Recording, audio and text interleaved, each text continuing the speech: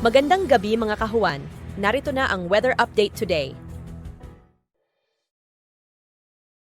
Sa kasalukuyan nga ay meron tayong dalawang low pressure area na minomonitor, isang nasa loob at isang nasa labas ng ating Philippine Area of Responsibility. Etong nasa labas na ating PAR ay wala namang direktang epekto sa kahit na anong parte ng ating bansa. Samantalang itong nasa loob na ating Philippine Area of Responsibility, ito yung low pressure area na minomonitor natin noong mga nakaraang araw pa at muli nga itong pumasok na ating Philippine Area of Responsibility kaninang alas 8 ng umaga.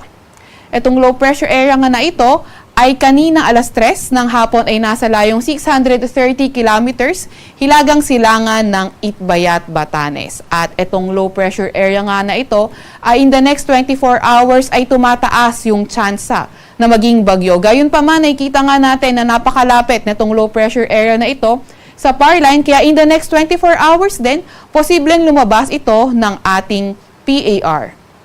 Sa kasalukuyan naman, itong southwest monsoon patuloy pa nga rin yung epekto sa extreme northern Luzon at nagdadala ng mga kalat-kalat na pag-ulan, pagkidlat, pagkulog sa may Batanes, pati na rin sa may Babuyan Islands. Kaya yung ating mga kababayan na inuulan ng mga nakaraang araw pa ay pinag-iingat pa nga rin natin sa mga banta ng pagbaha at pagguho ng lupa.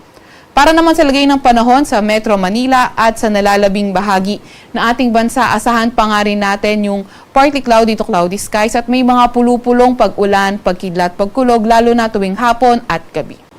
Para naman sa lagay ng ating panahon bukas, inaasahan natin Metro Manila and the rest of Luzon, patuloy pa rin yung fair weather condition, pero may mga tsansa pa nga rin tayo ng mga localized thunderstorms. Agwat ng temperatura bukas sa Metro Manila, 25 to 35 degrees Celsius. Sa Tugigaraw at Legazpi ay 25 to 34 degrees Celsius. Sa may Baguio ay 18 to 24 degrees Celsius, 24 to 33 degrees Celsius sa may Lawag at 23 to 32 degrees Celsius naman sa may Tagaytay.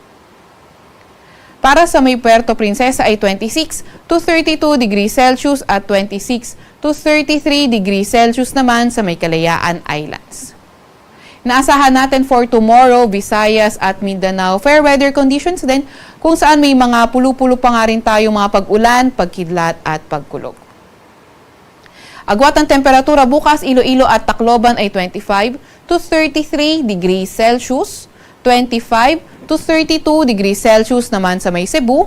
Sa may Zamboanga at Davao ay 25 to 34 degrees Celsius at 26 to 32 degrees Celsius naman sa may Cagayan de Oro City.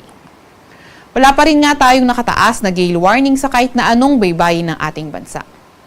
Sa Kalakhang, Maynila, ang araw ay lulubog ng 6:17 ng gabi at sisikat nga bukas ng 5:43 ng umaga.